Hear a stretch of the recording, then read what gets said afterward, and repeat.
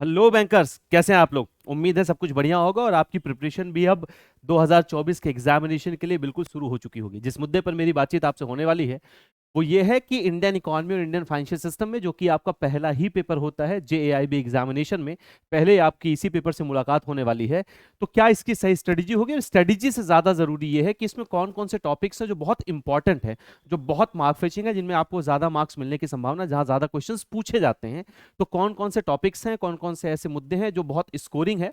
तो इस बार जो अभी एग्जामिनेशन आपका मई जून का लास्ट ईयर का हुआ, यानी 2023 वाला जो एग्जामिनेशन है, और जो अक्टूबर नवंबर का आपका एग्जामिनेशन था, उसमें जो हम लोगों की फाइंडिंग्स हैं, जहां से क्वेश्चंस बहुत ज्यादा पूछे गए, जो इंपॉर्टेंट टॉपिक्स आपके चारों मॉड्यूल के रहे हैं, उन पर मेरी आपसे आज पूरी बातचीत होनी है। यानी आज की बातचीत का जो प्रमुख विषय है, जो मुख्य मुद्दा है, वो ये है कि पूरे मॉड्यूल की सारी यूनिट्स में से हम लोग देखेंगे कि कौन कौन सी यूनिट सबसे ज्यादा इंपॉर्टेंट है, किस पर आपको सबसे पहले काम करना है और किस पर आपको सबसे ज्यादा भी काम करना है, जो सबसे ज्यादा स्कोरिंग है, जो सबसे ज्यादा आपको स्कोर दिला सकता है। और एक अटेम्प्ट में आप इंडियन इकोनॉमी और इंडियन फाइनेंशियल सिस्टम के इस पेपर को आराम से क्वालिफाई कर सकते हैं। तो हमारी स्ट्रेटजी अगर सही होगी और हमें अगर पहले से ये पता होगा कि क्या टॉपिक हमारे लिए इंपॉर्टेंट है और क्या हमें स्किप कर देंगे, तो भी कोई बहुत ज्यादा नुकसान होने वाला नहीं, क्योंकि उससे बहुत कम क्वेश्चन पूछे जाते हैं। तो दोनों बातें आपको पता होनी चाहिए, ताकि हमें कम परिश्रम में ज्यादा आउटपुट मिल जाए, हमें इनपुट कम देना पड़े और आउटपुट हमें ज्यादा मिल जाए। हमारी कोशिश ये होगी। तो इंपॉर्टेंट टॉपिक्स पर, स्कोरिंग टॉपिक्स पर हम लोगों की आज बातचीत होने वाली है। मैं इसके साथ साथ आपसे स्ट्रेटजी भी शेयर करूंगा कि इस पूरे पेपर को कैसे आराम से हम क्लियर कर सकते हैं, इजीली कैसे इसकी प्रिपरेशन हो सकती है। टॉपिक्स पर तो हम लोगों की बातचीत होगी ही होगी। तो जो नया पैटर्न है, जो नया सिलेबस, उसके अकॉर्डिंग ही हम लोगों की पूरी बातचीत आज होने वाली है। तो सारे इंपॉर्टेंट टॉपिक्स पर बातचीत करेंगे, सारे स्कोरिंग टॉपिक पर बातचीत करेंगे। सबसे पहले एक सामान्य सा देख लेते हैं कि क्या आपका सिलेबस है 2023 के बाद से इंडियन इकोनॉमी और इंडियन फाइनेंशियल सिस्टम का।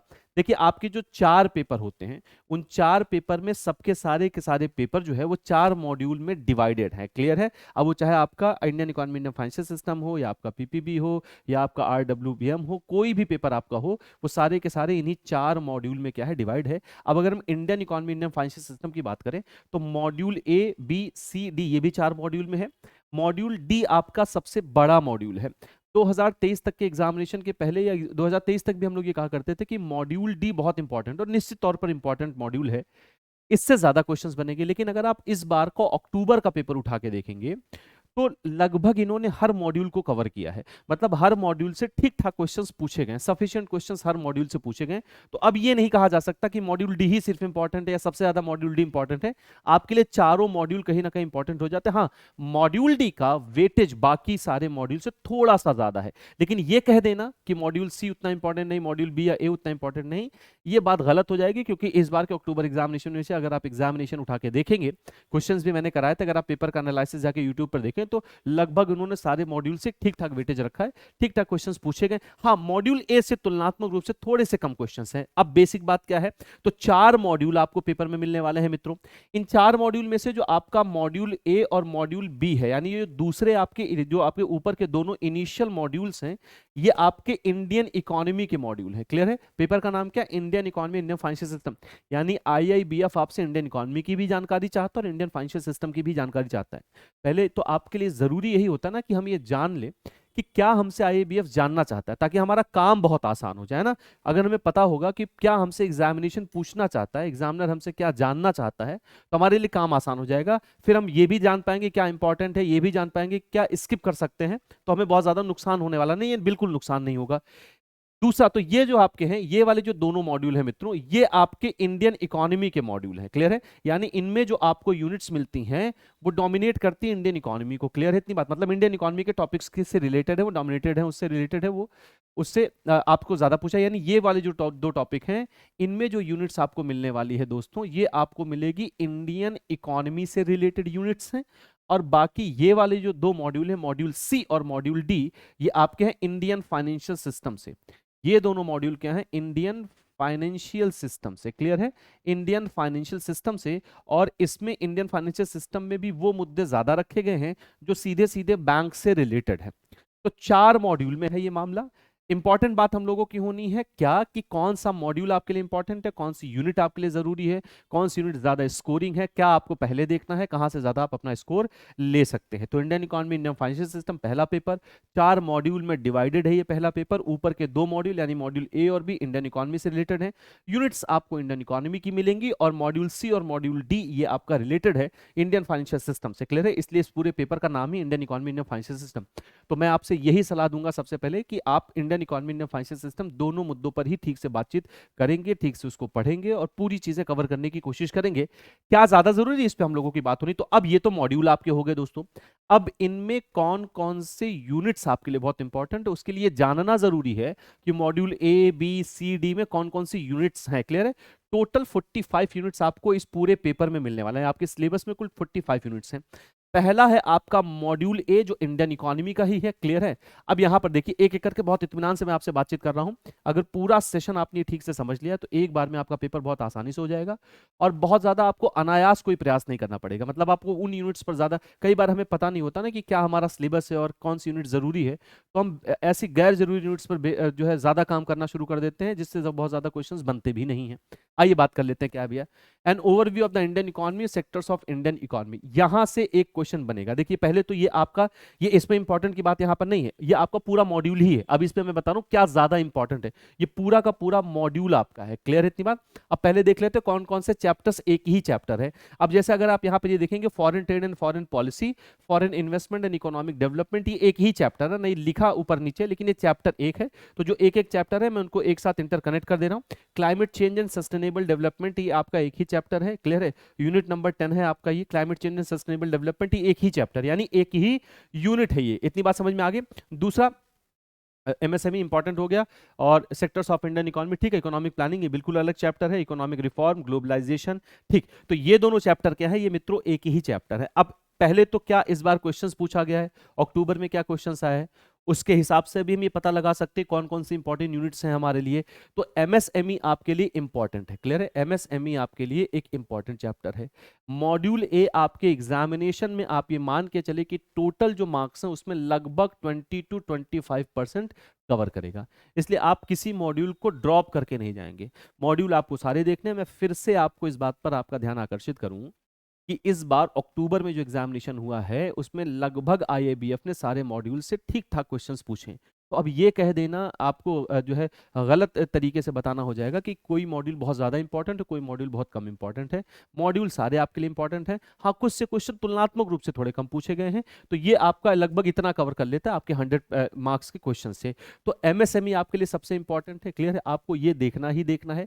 अब देखिए ये वाले जो 2 चैप्टर्स हैं इनमें सेक्टर्स ऑफ इंडियन इकोनॉमी में ये मान के चलता हूं कि चूंकि आप बैंक में ऑलरेडी वर्किंग हैं, आप बिल्कुल नए विद्यार्थी नहीं हैं, आप आईबीपीएस की प्रिपरेशन नहीं कर रहे हैं, तो आप आईबीपीएस क्वालिफाई करके आए हैं या अपने अपने एग्जामिनेशन आप क्वालिफाई, हो सकता है आप, बहुत सारे मेरे मित्र ऐसे हों जब इंडिविजुअल बैंक्स एग्जामिनेशन कराया करते थे उस समय के क्वालिफाई हों। तो जिन्होंने भी बैंक का एग्जाम क्वालिफाई किया है, जो जेआईबी देने जा रहे हैं, वो कम से कम मुझे उम्मीद है कि इसके विषय में जानते होंगे primary sector, secondary sector, tertiary sector ये क्या होता है। अच्छा, चूंकि अब ये एग्जामिनेशन जो डीबीए के एग्जामिनेशन देने वाले कैंडिडेट होते हैं वो भी इसको पढ़ते हैं, क्योंकि पैटर्न सेम होता है, सिलेबस सेम है।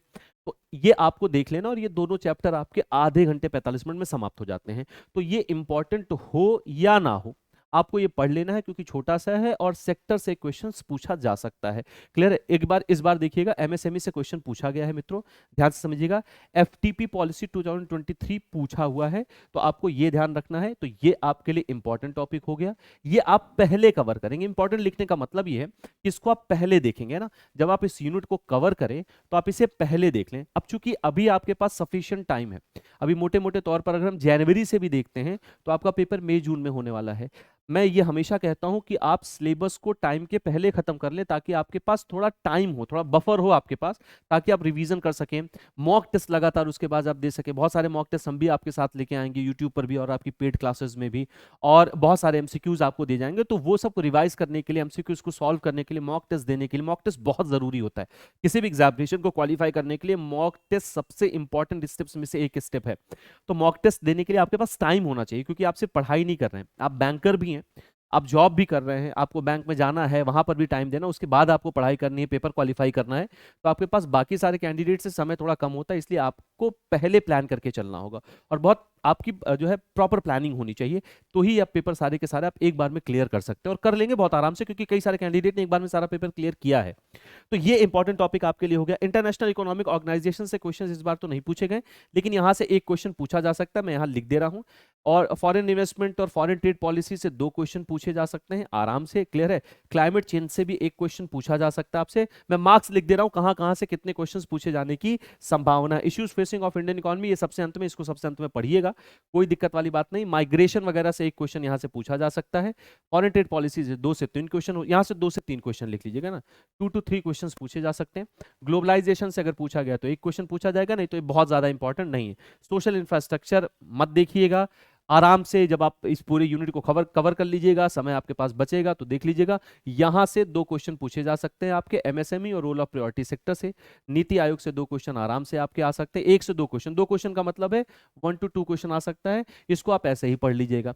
तो मॉड्यूल ए में अगर आप देखेंगे तो कुल आपको 11 यूनिट मिलने वाली हैं, जिनसे कहां कहां से क्वेश्चन पूछा जाएगा। ये दोनों टॉपिक एक ही टॉपिक है, foreign trade, foreign investment, economic development, इसलिए मैंने इसको एक जगह पर लिख दिया है। क्लियर इतनी बात। अब सस्टेनेबल डेवलपमेंट और क्लाइमेट चेंज एक ही टॉपिक है, इसलिए यहां से सस्टेनेबल डेवलपमेंट से इस बार एक क्वेश्चन पूछा गया है, चलिए मैं लिख देता हूं। इस बार अक्टूबर 2023 में सस्टेनेबल डेवलपमेंट से एक क्वेश्चन पूछा गया है, तो 1 से 2 क्वेश्चन यहां पर भी आ सकते हैं। इस बार पूछा गया क्वेश्चन है अक्टूबर 2023 में, यहां से मित्रों एक प्रश्न आया हुआ है। मैं फिर से आपको क्लियरली बता दे रहा हूं कि यहां से एक क्वेश्चन आया है। उम्मीद है ये सारी बात आपको समझ में आ गया होगा।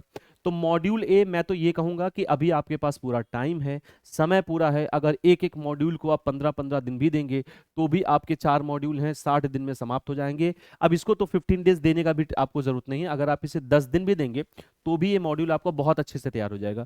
तो मॉड्यूल ए को 10 दिन, मॉड्यूल बी को आप 10 से 15 दिन दे सकते हैं, 25 दिन ये हो जाएंगे। और 15-15 दिन अगर आप मॉड्यूल सी और मॉड्यूल डी को देंगे तो 50 से 60 दिनों में आपका सारा मॉड्यूल खत्म हो जाएगा।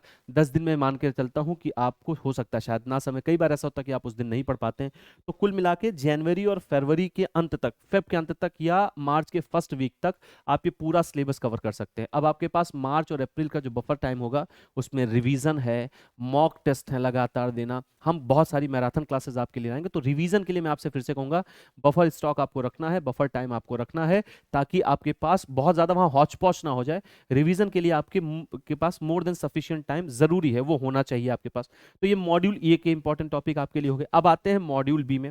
मॉड्यूल बी भी आपका ये मान के चलें कि लगभग 25% to 30% कवर ही करता है। क्लियर है। मॉड्यूल बी से भी क्वेश्चन, जैसे थ्योरी ऑफ इंटरेस्ट से अक्टूबर में क्वेश्चन पूछा गया है, अक्टूबर 2023 में थ्योरी ऑफ इंटरेस्ट से क्वेश्चन पूछा गया है, लेकिन ये टॉपिक बहुत बड़ा है और कंफ्यूजिंग टॉपिक है, क्योंकि ये कोर इकोनॉमी का टॉपिक है और इस बार एक क्वेश्चन पूछ भी लिया गया है। तो आप इसको सबसे लास्ट में रखेंगे, है ना। क्लियर है, ये लास्ट का टॉपिक आप रखेंगे, जब आप पूरा मॉड्यूल भी पढ़ लेंगे उसके बाद आप इस टॉपिक को रखिएगा। ठीक है साहब। इन्फ्लेशन से भी अक्टूबर में क्वेश्चन बना हुआ है, इन्फ्लेशन से भी क्वेश्चन अक्टूबर में बना हुआ है। क्लियर है। सप्लाई एंड डिमांड से क्वेश्चन नहीं आया था, लेकिन इन्फ्लेशन से आया था। अब यहां पर देखिए टाइप्स ऑफ इकोनॉमी, अब ये जो आपका फंडामेंटल ऑफ इकोनॉमिक्स है, micro economics and macro economics है, टाइप्स ऑफ इकोनॉमी है, ये एक ही टॉपिक है ना, ये सिंगल टॉपिक है, ये आपकी पहली यूनिट है। क्लियर है, ये आपकी फर्स्ट यूनिट है मॉड्यूल बी का। तो यहां पर ये इतना बड़ा लिखा हुआ है क्योंकि ये पूरा इसमें आ नहीं रहा था, तो ये आपकी सिंगल टॉपिक है। ठीक है साहब, यहां तक ये आपका एक ही टॉपिक है, ध्यान से समझिएगा। तो यहां से भैया 2 क्वेश्चंस पूछे जा सकते हैं और बहुत छोटा सा टॉपिक है, बड़ा टॉपिक है नहीं। ये टॉपिक आप आधे 1 घंटे में पूरा खत्म कर लेंगे।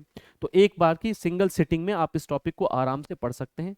डिमांड और सप्लाई और थ्योरी ऑफ इंटरेस्ट मैं आपको ये सलाह दूंगा कि आप इसको बाद में पढ़िएगा, क्योंकि ये दोनों आपके कोर इकोनॉमी के टॉपिक हैं। ठीक है साहब। तो ये दोनों आप जो है एकदम अंत में पढ़िएगा, जब आप पूरा मॉड्यूल भी कवर कर लीजिएगा।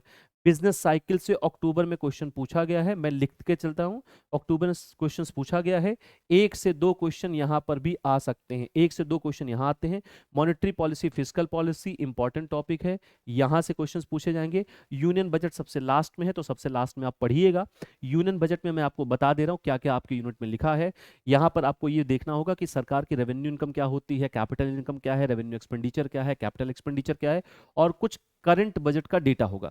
तो जब आपका एग्जामिनेशन 2024 में होगा तो आपका नया बजट आ चुका होगा 1 फेब को, तो नया डेटा तो आपको फेब से मिल जाएगा। वहां मैं आपको बताता रहूंगा, क्योंकि मैं आपके साथ लगातार आपके पेपर तक जुड़ा रहूंगा। तो इस टॉपिक को सबसे अंत में देखिएगा। नेशनल इनकम से एक क्वेश्चन पूछा गया है अक्टूबर में, और क्वेश्चन जो था वो भी मैं आपको बता दे रहा हूं। क्लियर है? एनएनपी का फॉर्मूला पूछा गया था, नेट नेशनल प्रोडक्ट का फॉर्मूला पूछा गया था। क्लियर है? एनएनपी, जब हम जीएनपी से डेप्रिसिएशन को माइनस कर देते हैं तो हमको क्या मिलता है? एनएनपी मिलता है। क्लियर है? तो एक फॉर्मूला यहाँ से पूछा गया था, इसलिए 1 से 2 क्वेश्चंस यहाँ भी आने की पूरी संभावना है। तो ये आपका हो गया मॉड्यूल बी का पूरा मामला। ठीक है साहब? मॉड्यूल बी का आपका ये पूरा का पूरा मामला हो गया। ये मॉड्यूल बी है आपका। यहाँ पर सारे जो इंपॉर्टेंट टॉपिक्स हैं वो मैंने बता दिए, कौन सा क्वेश्चन कहाँ से पूछा गया था वो मैंने आपको बता दिया है। इसको आप लास्ट में, ये 2 टॉपिक मैं लिख दे रहा हूँ, ये 2 टॉपिक आप बिल्कुल लास्ट में पढ़िएगा, जब मॉड्यूल बी आप कवर कर लेंगे तो पढ़िएगा। क्लियर है? थ्योरी ऑफ इंटरेस्ट से एक क्वेश्चन खैर बना है, इस बार अक्टूबर में आया हुआ था। थ्योरी ऑफ इंटरेस्ट से कोर इकोनॉमिक टॉपिक है। इन्फ्लेशन अक्टूबर में 2023 में क्वेश्चन आया था, यहाँ से भी आपका 2 क्वेश्चन बन सकता है, क्योंकि मनी सप्लाई और इन्फ्लेशन ये 2 टॉपिक इसमें बेसिकली। मनी सप्लाई तो छोटा सा टॉपिक है, इन्फ्लेशन थोड़ा सा बड़ा टॉपिक है। इन्फ्लेशन में आपको देखना है डब्ल्यूपीआई सीपीआई ठीक से पढ़ के जाइएगा, क्योंकि वहां से प्रश्न बन सकता है। कॉजेज ऑफ इन्फ्लेशन से संभवतः मुझे जहां तक याद आ रहा है क्वेश्चन आया था, कॉजेज ऑफ इन्फ्लेशन, जैसे demand pull inflation, cost push inflation आप लोग पढ़ते हैं, तो वहां से क्वेश्चन आया था। ये टॉपिक एक ही टॉपिक है, और ये इंपॉर्टेंट हो या ना हो, छोटा सा टॉपिक है, बेसिक टॉपिक है, निश्चित तौर पर आप इसको पढ़ के जाएंगे। अब आते हैं मॉड्यूल सी की तरफ, है ना? मॉड्यूल सी की तरफ आते हैं। तो अगर हम देखेंगे तो मॉड्यूल बी और मॉड्यूल ए और मॉड्यूल बी मिला के, है ना, मॉड्यूल ए प्लस बी मिला के लगभग आपका भैया लगभग 30% तक आ जाता है ना। 30% क्वेश्चन आपके लगभग 30 to 35%, 2-4 क्वेश्चन ऊपर नीचे हो सकते हैं, वो पूछ लिया जाता है। ठीक है? अब आइए यहां आते हैं, क्या है मामला आपका? Indian financial system and overview. ठीक है? इसको आप एकदम लास्ट में देखिएगा। Indian banking structure, Indian banking laws, यहां से क्वेश्चंस पूछे जाने की संभावना कम रहती है, क्योंकि असल में इंडियन बैंकिंग लॉज ये बड़ा हिस्सा बन गया है अब सीआईबी में, जो बीआरबीएल का पेपर है, तो यहां से ना रख के वो वहां पूछने लगते हैं। तो ये दोनों आप बिल्कुल लास्ट में देखिएगा, कोई दिक्कत वाली बात नहीं है। एनबीएफसी से अक्टूबर में क्वेश्चन बना है, अक्टूबर 2023 में एनबीएफसी से क्वेश्चन बना है। एनबीएफसी की जो लेयरिंग है उस पर एक प्रश्न बना हुआ था, जो 5 लेयर्स हैं, लेयरिंग पर क्वेश्चन बना है। हाँ, एक बात आपको ये याद रखनी भैया कि इंश्योरेंस है, तो ये आपको देखना है लास्ट में। ये आपको क्या देखना है भैया? मॉड्यूल सी जब आप कवर करेंगे तो सबसे लास्ट में, क्योंकि ये पूरा आपका एक्ट है, एक तरीके से आपका लीगल यूनिट है ना। आरबीआई एक्ट 1934 और बैंकिंग रेगुलेशन एक्ट में सामान्य सामान्य सा परिचय दिया है, तो इसको याद रखना थोड़ा सा मुश्किल है, क्योंकि लीगल लैंग्वेज में ये वाला चैप्टर आपको मिलने वाला है। तो इसीलिए मैं कह रहा हूँ इसको सबसे लास्ट में रखिएगा, ताकि आप लंबे समय तक इसको याद रख पाए। पहले जो जरूरी यूनिट है उसको हम लोग कवर करेंगे। ठीक है? अब देखिए एक एक करके बात करते हैं। तो पहले इंपॉर्टेंट मुद्दे पर बात कर लेते हैं। ये आपके लिए एक इंपॉर्टेंट टॉपिक है, एनबीएफसी अक्टूबर में 2023 में क्वेश्चन बना है, यहां से भी आपका 1 या 2 क्वेश्चन बनता है। क्लियर? 1-2 क्वेश्चन। अब 2 क्वेश्चन मैंने लिख दिया, तो एक बिल्कुल हमें एडमिट नहीं हो जाना कि 2 ही क्वेश्चन पूछा जाएगा, 3 भी हो सकते हैं। जहां पर भी 1-2 क्वेश्चन लिखा वहां 1 से ज्यादा 2 से ज्यादा क्वेश्चन भी हो सकते हैं। अब एक बात मैं आपको बता दूं, अक्टूबर यहां लिख दे रहा हूं मैं, अक्टूबर 2023 के एग्जामिनेशन में जो आपका Indian economy Indian financial system में था, उसमें इंश्योरेंस, है ना, उसमें इंश्योरेंस बहुत इंपॉर्टेंट टॉपिक बन के निकला। और लगभग अगर मैं फेज 1 फेज 2 फेज 3 की बात कर लूं, तो लगभग 6 से 8 क्वेश्चंस पूछे गए इंश्योरेंस से। क्लियर है? 6 से 8 क्वेश्चन, 6 to 8 क्वेश्चंस इंश्योरेंस से ही अकेले पूछे गए। इंश्योरेंस अब यहां पर है मॉड्यूल सी में आपका इंश्योरेंस कंपनीज के नाम से चैप्टर है। ठीक है? यहां पर इंश्योरेंस कंपनीज कैसे काम करती हैं इन पे बात है। और मॉड्यूल डी में आपको इंश्योरेंस प्रोडक्ट मिलेंगे। ठीक है? तो इंश्योरेंस प्रोडक्ट ज्यादा इंपॉर्टेंट है, वहां से ज्यादा क्वेश्चन। अगर मैं टोटल इंश्योरेंस क्वेश्चन से 8 क्वेश्चन मान लूं, तो अकेले 6 क्वेश्चंस पूछे गए इंश्योरेंस प्रोडक्ट से। 2023 अक्टूबर में इंश्योरेंस से खूब गाजे बाजे के साथ दोस्तों सवाल पूछा गया, बहुत सारे क्वेश्चन पूछे गए इंश्योरेंस से। तो आपके लिए इंश्योरेंस बहुत इंपॉर्टेंट है ना। इंश्योरेंस, अब मैं फिर से आपको याद दिला दूं कि इंश्योरेंस कंपनीज मॉड्यूल सी का यूनिट है और इंश्योरेंस प्रोडक्ट मॉड्यूल डी का यूनिट है। तो आपको ये दोनों यूनिट पढ़ लेना। एनबीएफसी में यहां पर एमडीएफसी के लिए इंपॉर्टेंट लिख भी चुका हूं। डेवलपमेंट फाइनेंशियल इंस्टीट्यूट से 2 क्वेश्चन पूछे जा सकते हैं, यहां से भी 2 क्वेश्चन पूछे जा सकते हैं, ये आपके लिए जरूरी है। बैंकिंग सेक्टर रिफॉर्म से 1 क्वेश्चन नरसिम्हन कमेटी से रिलेटेड पूछा गया है, और ये सवाल बना हुआ था। ठीक है साहब? तो ये आपके लिए मॉड्यूल सी हो गया जो इंपॉर्टेंट है। अक्टूबर में 2023 में कहां से सवाल बने हुए हैं ये सारा मैंने आपको सवाल बता दिया है।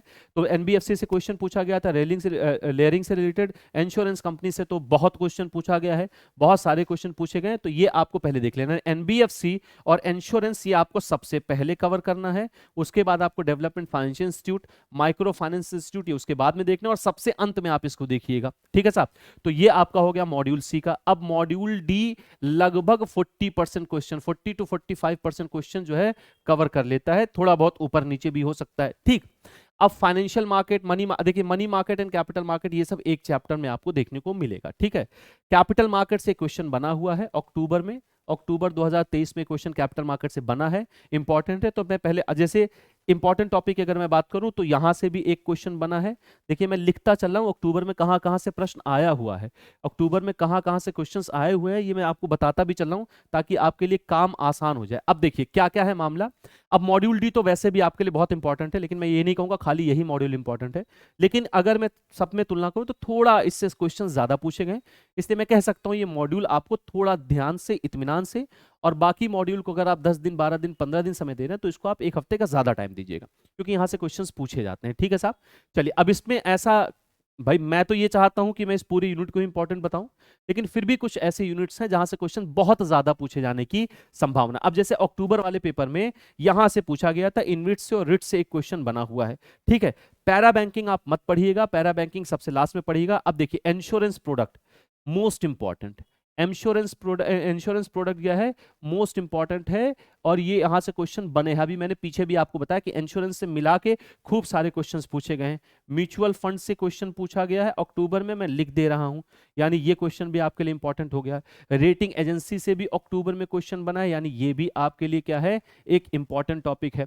ठीक है, अब देखिए फैक्टोरिंग, फोरफिटिंग एंड जो ट्रेड्स है, और ये आपके लिए एक ऐसा टॉपिक है जो छोटा टॉपिक है, समझने में बेहद आसान है, फैक्टोरिंग फोरफिटिंग, तो आप इसको जरूर पढ़ लीजिएगा। ठीक है साहब, यहां से 1 से 2 क्वेश्चन पूछे जा सकते हैं, 1 से 2 क्वेश्चन पूछे जा सकते हैं, 7 से 8 क्वेश्चन, 6 से 8 क्वेश्चन तो पूछेगा अकेले इंश्योरेंस से। ठीक साहब, और उसके बाद मर्चेंट बैंकिंग सर्विसेज जो है 2 से 3 क्वेश्चन पूछे जा सकते हैं बहुत आराम से। डेरिवेटिव मार्केट इसको सबसे लास्ट में पढ़िएगा, क्योंकि थोड़ा सा मुश्किल मामला है, कठिन मामला है, लेकिन 2 क्वेश्चन यहां से भी पूछे जा सकते हैं। फॉरेन एक्सचेंज इंपॉर्टेंट टॉपिक है आपके लिए, फॉरेन एक्सचेंज इंपॉर्टेंट टॉपिक है। फिक्स्ड इनकम मार्केट, ये फिक्स्ड इनकम मार्केट यानी जो बॉन्ड मार्केट है वो आपके लिए एक इंपॉर्टेंट टॉपिक है। तो जहां जहां मैं इंपॉर्टेंट लिख दे रहा हूं और जहां जहां मैंने मंथ लिखे हैं, इनको आप सबसे पहले देखेंगे जब आप मॉड्यूल डी जब आप पढ़ने जाएंगे। ये वाला टॉपिक आप सबसे लास्ट में देखें, कोई दिक्कत वाली बात नहीं है। यहां से क्वेश्चन बन चुका है। पैरा बैंकिंग भी सबसे लास्ट में देखिएगा, पैरा बैंकिंग लास्ट में आपको देखना है, एक क्वेश्चन यहां से पूछा जा सकता है। ठीक है साहब, एक क्वेश्चन यहां से पूछा जा सकता है। पेंशन प्रोडक्ट हो गया, इंश्योरेंस हो गया, credit rating agency, credit rating agency से अक्टूबर में क्वेश्चन है, अक्टूबर में क्रेडिट रेटिंग एजेंसी से क्वेश्चन पूछा गया है 2023 में। ठीक है, और क्रेडिट रेटिंग एजेंसी जो 300 से 900 के बीच में स्कोर होता है उससे रिलेटेड एक सवाल पूछा गया था। ठीक है, वेंचर कैपिटल से 1 से 2 क्वेश्चन पूछे जा सकते हैं। तो यहां से कौन कौन से मॉड्यूल से, कौन कौन से यूनिट से सबसे ज्यादा क्वेश्चन आपसे पूछे जाते हैं वो मैंने आपको बता दिया है। ठीक है साहब, तो ये इंपॉर्टेंट टॉपिक्स हैं। मैं फिर से आपको मॉड्यूल ए से सब बताता चलूं। मॉड्यूल ए में सारी बातें बता दी गई। ये आपका बड़ा बेसिक टॉपिक है, आप इसको सबसे लास्ट में पढ़िएगा, या आप नहीं भी पढ़ेंगे तो भी कोई ऐसी दिक्कत वाली बात नहीं, लेकिन इसको आप लास्ट में रखिएगा मॉड्यूल ए को पढ़ते समय। ठीक है, अक्टूबर में कहां कहां से प्रश्न बने हैं ये सारी चर्चा मैंने आपसे कर दी है। समझ में आ गई बात मित्रों? तो module A B C D आप एक सीक्वेंस पे पढ़िएगा, क्योंकि समय है अभी हमारे पास, टाइम पूरा पूरा है। अब प्रिपरेशन आप कहाँ से करेंगे, हम आपकी क्या क्या मदद करेंगे, उसके पहले आपको खुद अपनी मदद करती हैं। तो कुछ आपके लिए भैया बहुत ज़रूरी चीज़ें हैं जो आपके एग्जाम, मैंने आपसे कहा कि मैं स्ट्रेटेजी भी आपसे बताऊंगा। तो सबसे पहले आप अपना एग्जामिनेशन पैटर्न और सिलेबस जान लें, और इससे ज़्यादा ज़रूरी है आपको ये भी जानना दोस्तों कि क्या IIBF आपसे चाहता है।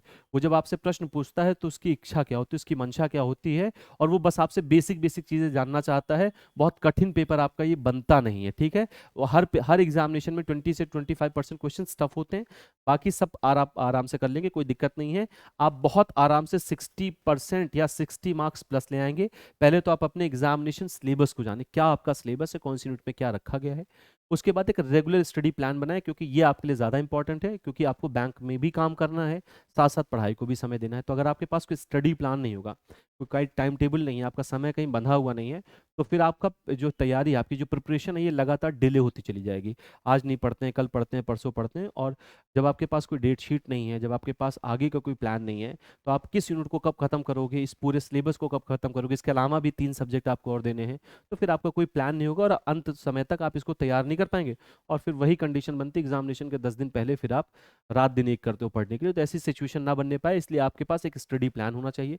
रेगुलरली रिवाइज करें, और रिवाइज करने को मैं हमेशा ही कहता हूँ कि आप एक वीक में, जब आपको छुट्टी संडे की होती है, अब तो देखिए 24 तारीख तक शायद आपका कुछ आ जाए, 5 दिन का आपके बैंकिंग हो जाए, और आपकी जो यूनियन की जो बातचीत चल रही है, तो अगर 5 दिन का हो जाता है तो अब तो बहुत अच्छी बात है। लेकिन पूरे वीक में जो आपने पढ़ा है, कम से कम उसे वीकली रिवाइज करना जरूरी है।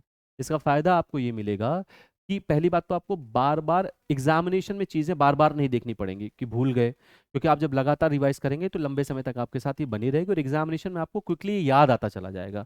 बहुत रेगुलरली आप रिवाइज करें। इसके अलावा रेगुलर मॉक टेस्ट दें। मॉक टेस्ट ही आपको ये बताएगा कि कितना आप तैयार हैं या क्या सुधार की आवश्यकता है। और मॉक टेस्ट में पैराग्राफ्स या जो आपकी जो है कंडीशनल जो सेंटेंसेस होते हैं वो देखना है। कुछ क्वेश्चंस भी इंडियन इकोनॉमी में आपसे न्यूमेरिकल पूछे जा सकते हैं, जैसे नेशनल इनकम में कुछ न्यूमेरिकल क्वेश्चंस बनते हैं, ठीक है साहब।